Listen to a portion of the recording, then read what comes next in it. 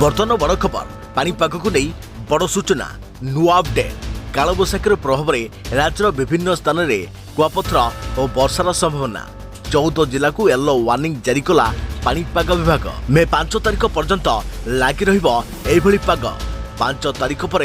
बदल पाग पुणी बढ़ ताती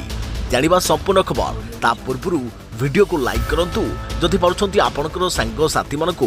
वीडियो को शेयर करनियतु जदि फ्रेंड्स आपण माने हमर ए चैनल ले नुआ ही वीडियो देखचोती पूर्व केबे भी सब्सक्राइब करनाती तेबे निहाती चैनल को सब्सक्राइब करे सहित पाखरे आस्तुबा बेल आइकन को बजे रखतांतु तेबे कालबैशाखीर प्रभाव रे आसंता 24 घंटा भितर राज्यर विभिन्न स्थान रे कुआपथर वर्षा संभावना रहिছে तेबे मयूरभंज केन्दुझर सुंदरगढ़ अनुगोल ढेंकानाल जाजपुर बालेश्वर नुआपड़ा नवरंगपुर कलाहांडी कंधमाल रायगड़ा कोरापुट और मालकानगिरी आदि जिलार विभिन्न स्थान में घड़घड़ी वर्षा सहित घंटा को 40 ରୁ 50 किलोमीटर बेगरे बहीपे पवन एने पानीपाग विज्ञान केन्द्र पक्षर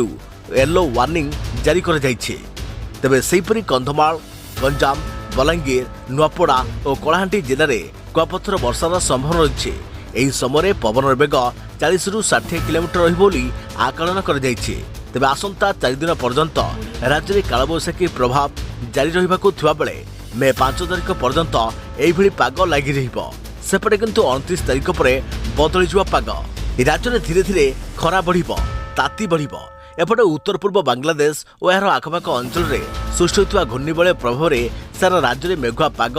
जारी रही आग को राज्य में आउ एक पश्चिमा झाड़ सक्रिय होवार संभावना रही फल आसंता काली वर्षार परिमाण वृद्धि पाइब तेबे कालबैशाखी समय घर न बाहर परामर्श दि जाइए कालबैशाखी जो राज्य में तापमात्रा 3 ରୁ 6 डिग्री पर्यंत ह्रास पाई तेबे 29 तारिख पागरे परिवर्तन सह पुणी ताती बढ़िबार संभावना रही।